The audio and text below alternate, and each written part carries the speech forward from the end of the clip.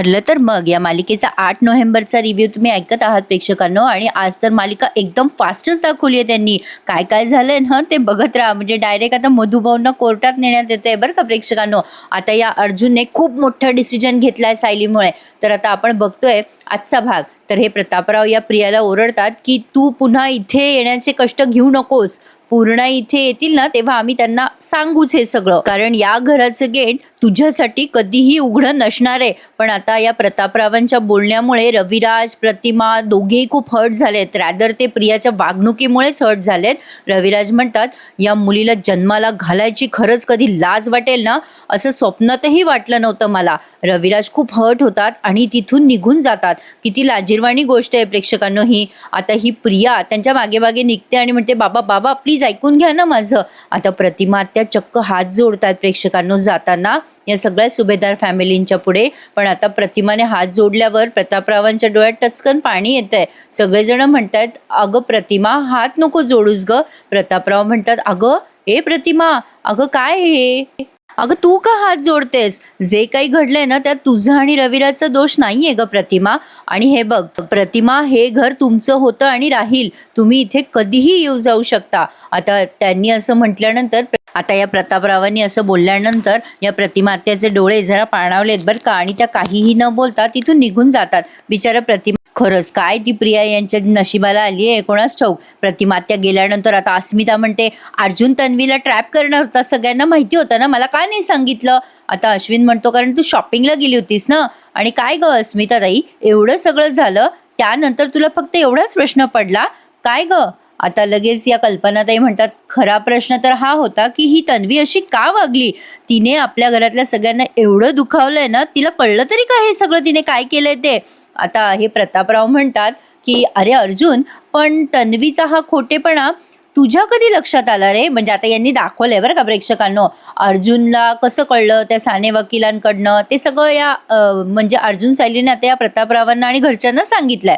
मग अर्जुन म्हणतो आम्हाला अगोदरच प्रियावर डाऊट होता म्हणूनच आम्ही ॲडव्होकेट सानेंना जाऊन भेटलो. तर आता दाखवत आहेत ते ॲडव्होकेट साने कुठेतरी बाहेर चाललेले असतात तेव्हा अर्जुन त्यांना गाठतो आणि म्हणतो ॲडव्होकेट सुभेदार मी आहे आणि या माझ्या मिसेस आहेत. तर मिस्टर साने ॲक्च्युली मी डायरेक्ट पॉईंटवरच येतो. म्हणजे तुम्ही यांच्या नावाने मला घटस्फोटाची नोटीस पाठवली ना. सायली म्हणते आपण दोघं भेटलो तेव्हा आपल्या दोघांमध्ये काही असं बोलणं झालं नव्हतं ना मिस्टर साने. आता हे ॲडव्होकेट साने जे आहेत ना वकील, ते मुद्दाम त्यांना काहीच माहिती नाही असं दाखवतात. ते म्हणतात सर मला काहीही माहिती नाही आहे या बाबतीत. मग आता अर्जुन म्हणतो चला मी तुमचं काम सोपं करून टाकतो. ही घटस्फोटाची नोटीस तुम्हाला तन्वी किल्लेदारने पाठवली आहे ना, पण तरीसुद्धा हे काही कबूल करेना. मग आता अर्जुन म्हणतो माझ्या बायकोची खोटी सही असलेली नोटीस तुम्ही मला पाठवलीत ना, आय एम सॉरी टू से, पण आता मला तुमच्यावर केस करावी लागेल. मग आता हा साने घाबरतो आणि म्हणतो काय नाही, पण तिने मला सांगितलं की तिने सही घेतली म्हणून. अर्जुन म्हणतो ती कोण. आता ते साने म्हणतात हे बघा अहो अर्जुन सुभेदार, मी काही बोललो ना तर माझी वकिली बंद होईल हो. आता अर्जुन म्हणतो तुम्हाला काय वाटतं ॲडव्होकेट साने, तुम्ही जर खरं खरं नाही बोलले तर मी तुमची वकिली सुरू राहू देईल का. सायली म्हणते हे बघा ॲडव्होकेट साने, जे काही आहे ते खरं खरं सांगा, ती म्हणजे नक्की कोण. आता ते साने म्हणतात हे बघा मला ना या सगळ्यात नकाऊ पाडू. अर्जुन म्हणतो हे बघा ॲडव्होकेट साने, तुम्ही जर आम्हाला सगळं खरं खरं सांगितलं ना तर तुमच्या प्रोटेक्शनची जबाबदारी मी घेतो. आणि मग या ॲडव्होकेट सानेने सगळा कबुली जबाब दिला आणि अर्जुनने तो मोबाईलमध्ये रेकॉर्ड केला. आता तो सांगतो साने की हे बघा मी त्या तन्वी किल्लेदारांना खूप समजावून सांगितलं पण त्या ऐकण्याच्या मनस्थितीतच नव्हत्या आणि त्यांनी तुमची खोटी सही घेतली आणि माझ्याकडून घटस्फोटाची नोटीस जाणून बुजून जबरदस्तीने बनवून घेतली हो. त्यामुळे माझा नाईलाज होता. त्या तन्वी किल्लेदारांनी मिसेस सुभेदारांची खोटी सही केली आहे हे मला माहिती नव्हतं. त्या ॲडव्होकेट किल्लेदारांची मुलगी अशी वागेल अशी कल्पना पण नव्हती हो मला. तर असं सगळं हे घडलेलं सायली आणि अर्जुनने घरच्यांना सगळं सांगितलंय. आणि आता सायली या कल्पनाताईंना आणि प्रतापरावांना पुढे सांगत असते आई घटस्फोटाची नोटीस जेव्हा आली ना त्यामुळे मी काहीच बोलले नाही. म्हणजे हे सगळं मला सिद्ध करायचं होतं ना. खरं तर आज पूर्णाजी असायला हव्या होत्या पण असो, त्या आल्यानंतर मी त्यांना सगळं काही सांगेलच. आता या कल्पनाताई म्हणतात हे सांगितल्यावर पूर्णाई पण तिच्यावर फार चिडणार येतं. सायली म्हणते हो ना, प्रिया खूपच चुकीची वागली आहे. आमच्या दोघांमध्ये मतभेद आहेत पण ती नोटीस मी पाठवलीच नव्हती. ती नोटीस प्रियानेच पाठवली होती. आता हे प्रतापराव म्हणतात, तन्वी एवढ्या खालच्या पातळीने वागेल असं कधीच वाटलं पण नव्हतं मला. आता अश्विन म्हणतो, ती कसा काय विचार करेल ना तन्वी, त्याचं काही सांगता येत नाही. ती मुलगी म्हणजे एक मोठी मिस्ट्री आहे. अर्जुन म्हणतो, अशा मिस्ट्रीपासून जरा दूर राहिलेलंच बरं. आता अर्जुनने असं बोलल्यानंतर तो सायलीला काहीतरी म्हणत असतो. ॲक्च्युली सायली आता ती त्याच्याशी काहीच बोलत नाही आणि कल्पनाताईंना म्हणते, आई मी जरा वर आहे हं, आणि असं म्हणून ती निघून जाते. आता अर्जुन पण म्हणतो, आलोच हं मी, आणि सायलीच्या मागे मागे जायला लागतो. ॲक्च्युली ना प्रेक्षकांनो, आजचा भाग त्यांनी खूपच इमोशनल दाखवलाय. अर्जुन बिचारा एवढा हतबल झालाय, पण ना असं या दोघांमध्ये एवढा काय इश्यू दाखवत आहेत ते मला कळत नाहीये. आणि प्रियाने ही डायरेक्ट घटस्फोटाची नोटीस दिली, ये बात तो मेरे को हजम नाही हो रही. असो, पण आता तर अर्जुन सायलीच्या मागे मागे जाऊन तिला थेटच विचारतो, खाली प्रेमाच्या नाटकाचा टॉपिक निघाला होता, तुम्ही काय म्हणालात? सायली म्हणते, मी काय म्हणाले? मग अर्जुन म्हणतो, हेच ना की आपल्या एकमेकांवर खूप प्रेम आहे. आता अर्जुनला वाटते ही कबूल करेल, तो स्वतः कबूल करत नाही, ही कशाला कबूल करते? मग सायली म्हणते, असं खोटं तर मला बोलावंच लागणार होतं ना, त्याशिवाय कसं काय कोणाचा विश्वास बसला असता, आणि कोणाचं नुकसान नसेल होणार तर थोडंसं खोटं बोलायला काय हरकत आहे? अर्थात काही माणसं कोणाच्याही भावनांचा विचार न करता खोटं बोलतात, आणि अशा माणसांना मी कधीही माफ करणार नाहीये. आता सायलीने हा जबरदस्त टोमणा मारलाय अर्जुनला, जो अर्जुनला अजून तरी कळलेला नाहीये. एवढं बोलून ती आता पुन्हा एकदा तिच्या खोलीत निघून जाते आणि अर्जुनसाठी मोठा सस्पेन्स क्रिएट करून जाते. आता अजूनही त्याला विचारायला कळलेलं नाहीये की नेमकी काय भानगड आहे, ही का चिडली आपल्यावर. आली बाबा आता यांच्या अंथरुणं पांघरुणं टाकण्याची वेळ. आता ही सायली टेन्शनमध्ये असं दाखवलंय त्यांनी. आता अर्जुनचं सगळं वाक्य तिला सारखं आठवतंय, घटस्फोटाच्या नोटिसेपर्यंत आणि मधुभाऊंची केस हा लांबवतोय, हे सगळे दृश्य तिला तिच्या डोळ्यासमोर आठवतात आणि ती लागते पुन्हा एकदा रडायला की अर्जुनने तिचा खूप मोठा विश्वासघात केलाय म्हणून. अर्जुन येतो खोलीमध्ये आणि म्हणतो, मिसेस सायली तुम्ही खाली का बसलात? वर बसा ना प्लीज, मला बोलायचंय तुमच्याशी.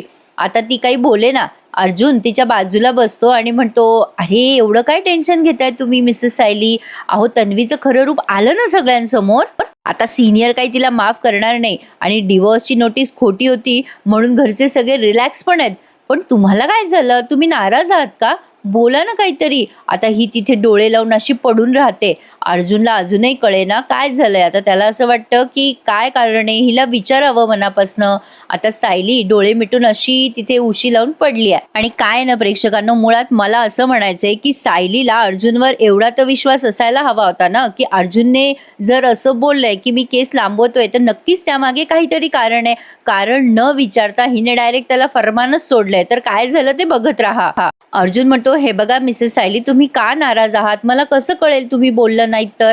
हे बघा तुम्हाला मला अल्टिमेटम द्यावंच लागेल, म्हणजे तुम्हाला मला कारण सांगावंच लागेल. हे बघा बोलल्याशिवाय कसं कळेल मला काय कारण आहे? सांगा ना प्लीज, बोला ना मिसेस सायली. आता सायली जरा वेळ डोळे मिटून पडते आणि मग एकदम अशी डोळे उघडते आणि अर्जुनकडे बघते आणि म्हणते, काय बोलू? काय बोलू मी तुमच्याशी? सांगा ना काय बोलू मी तुमच्याशी? मी गप्प आहे कारण मुळात ही बोलून कळण्यासारखी गोष्टच नाहीये आणि ती तुम्ही केलीच नसती. आता सायली तिचं अंथरूण घेते आणि वर फेकते.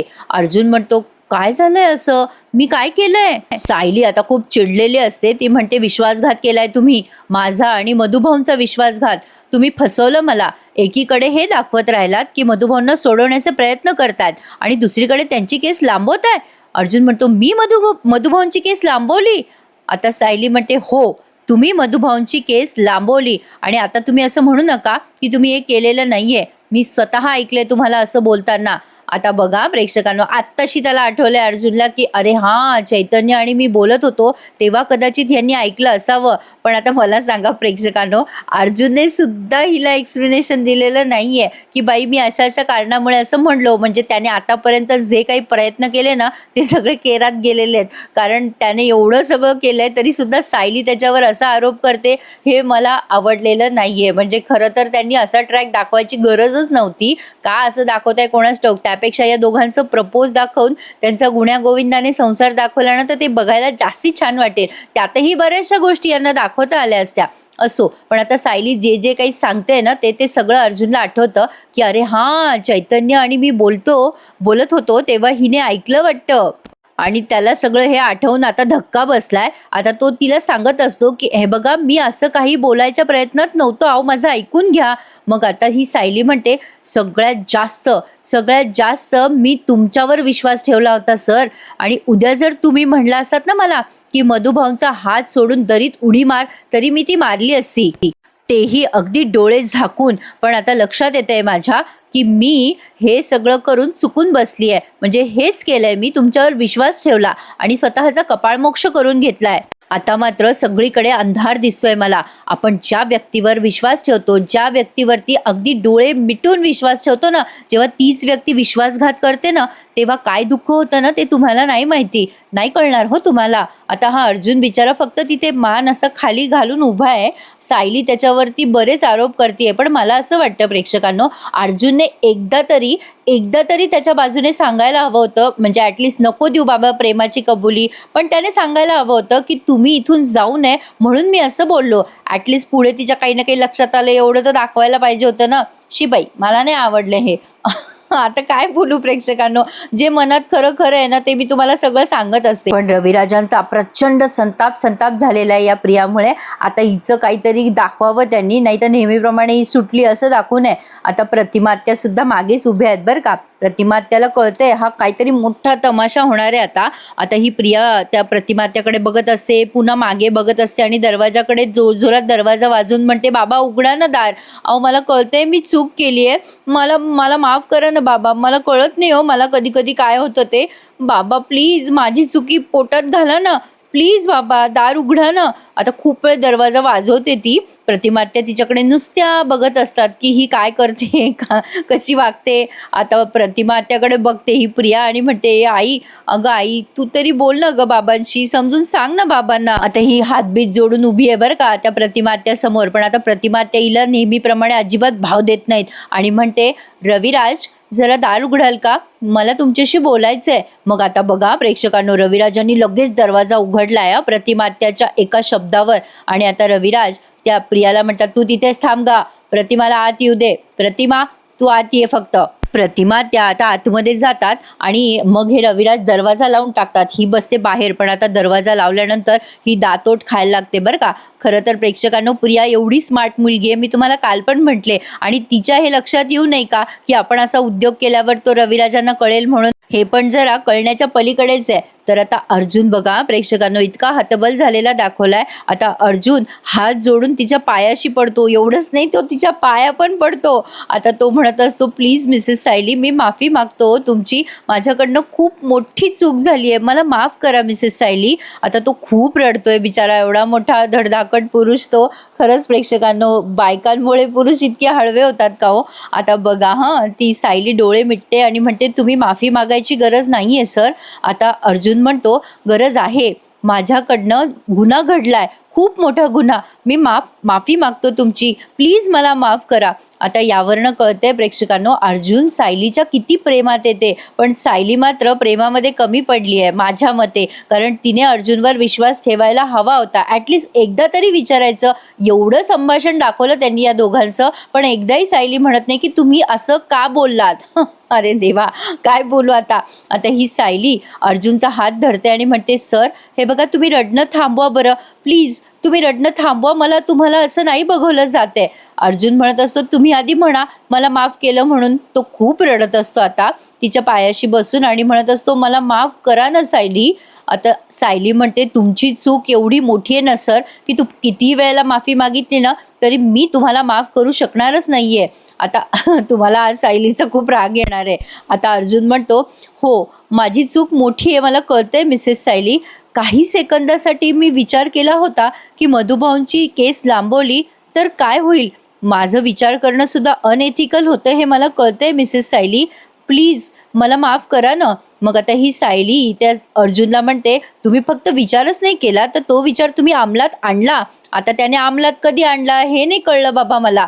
काही त्याने कधी विचार अंमलात आणला. सायली आता असं बोलून लगेच बाजूला सरकते. आता अर्जुन उठून उभं राहतो आणि म्हणतो, "असं का बोलताय तुम्ही मिसेस सायली?" तो आता सायलीच्या जवळ जातो आणि म्हणतो, हे बघा मला कळतंय माझ्याकडनं चूक घडली, मी जो विचार केला तो चुकीचा अनैतिक होता, पण मी तुम्हाला एवढंच सांगू शकतो सध्या माझ्याकडून जी चूक घडली आहे ती घडायला नको होती. प्लीज मिसेस सायली नका ना हो मनामध्ये राग धरून ठेवू. अगं बाई बिचारा हा इतका रडतोय ना, याला रडताना बघूनच कसं तरी होतंय मला, कारण हा एवढा हसरा आहे ना प्रेक्षकांनो, याला नेहमी हसताना छान कॉमेडी रोल्स करतानाच मला बघायला आवडतं. तो असं रडत बिडत असला की मला कसं तरीच होतं.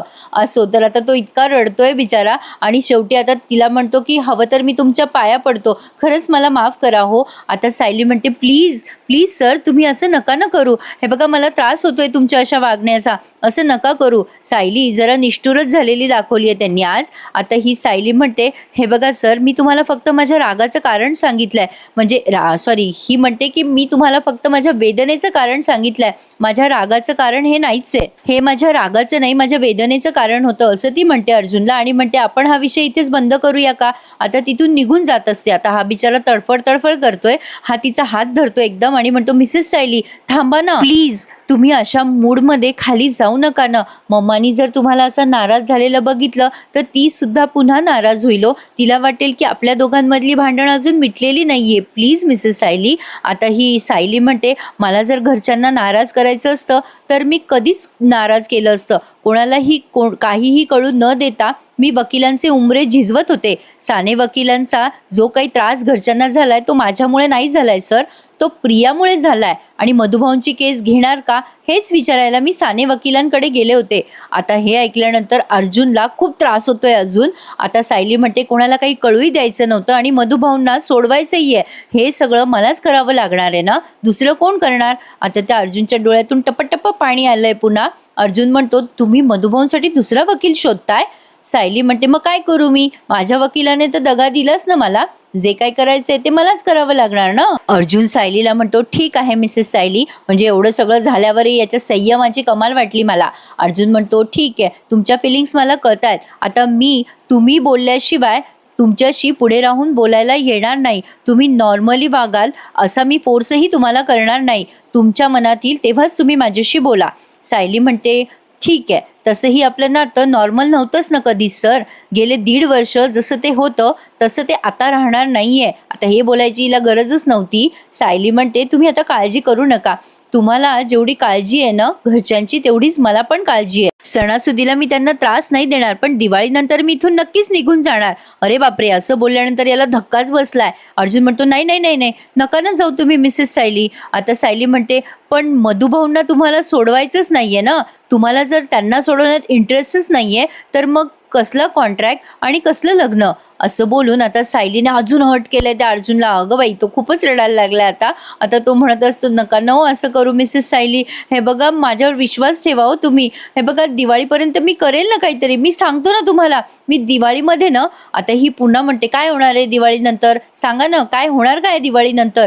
तुमच्या या बोलण्यावर मी आता विश्वास ठेवू तरी कसा, आता याने विश्वासघात केला हे सिद्ध कुठे झालंय. मग ती म्हणते की दिवाळीपर्यंत तुमच्याकडे वेळ आहे, दिवाळी संपता क्षणीच मी आश्रमामध्ये माझ्या माणसांकडे परत जाणार आहे. आता सायलीने असं त्याला डायरेक्ट अल्टिमेटच दिलाय बरं का प्रेक्षकांनो. पण चला मी म्हणते ना, एका अर्थी बरं झालं, वाईटातून काहीतरी चांगलं होतं. आता मधुभाऊंची केस लवकर लवकर तरी सुटेल, म्हणजे आता सायलीने डायरेक्ट त्याला बॉर्डरच दिली आहे, ये करो नाही तो ये करो म्हणजे इकडचं टोक गाठ नाही तर तिकडचं टोक गाठ. बरं झालं बाई, काहीतरी सोक्षमोक्ष लावा म्हणा या भांडणातून, काहीतरी चांगलं होऊ द्या. आता हा अर्जुन पुन्हा एकदा बिचारा हताश होऊन खाली बसलाय. आता हिने त्याला डायरेक्ट म्हणजे इनडायरेक्टली धमकी दिली असं म्हणायला हरकत नाही प्रेमाची.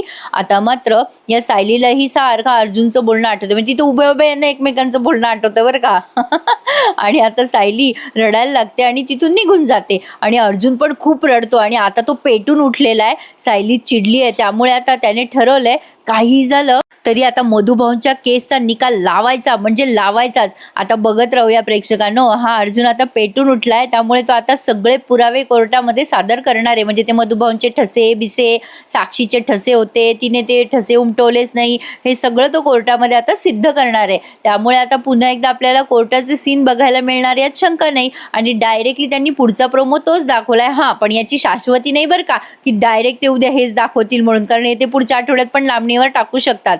तर हा भाग त्यांनी इथेच संपवला या दोघांच्या टेन्शनवर आणि भांडणावर. आणि मग पुढच्या भागामध्ये डायरेक्ट कोर्टामध्ये अर्जुन या जज समोर सिद्ध करत असतो की त्या पिस्तुलावरती विलास आणि मधुभाऊ या दोघांचे ठसे असायला हवे होते, पण त्या पिस्तुलावर फक्त मधुभाऊंचेच ठसे दिसतात, कारण विलासचे ठसे आणि तिसऱ्या व्यक्तीचे ठसे पुसण्यात आलेत आणि ते दुसरे तिसरे कोणी पुसले नसून साक्षी शिखरे यांनी पुसलेले आहेत. हे सगळं आता अर्जुन कोर्टामध्ये सिद्ध करणारे मधुभाऊ डाखोरे आहेत वगैरे वगैरे.